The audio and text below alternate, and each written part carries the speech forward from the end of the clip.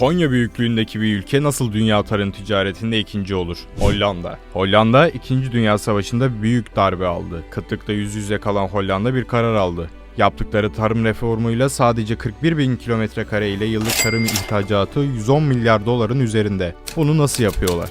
Örneğin Adana'dan aldıkları narenciyeleri kendi markasıyla birleştirerek kendi meyve sularını satıyorlar. Hollanda tarım stratejisi sahip oldukları tarım alanlarını en verimli şekilde kullanmaya planlanmış durumda. Bunların başında en önemli uygulamaları dikey tarım geliyor. Yılın 365 günü üretim sağlanabilirken marketlerde bile üretim yapılabiliyor. Hollanda'nın bir başka tarım gücü ise teknolojiyle tarımı birleştirmiş olması. Akıllı seralar, dronlar, uydular. Hepsi Hollanda'nın az kaynakla çok üretim mottosunu destekliyor. Hollanda'nın tarımda bu kadar gelişmesinin bir başka sebebi de eğitim. Çok uluslu gıda şirketlerinin merkezinde yer alan bir tarım üniversitesine sahip Hollanda, eğitimli çiftçiler yetiştirerek yeni yöntemler geliştiriyor.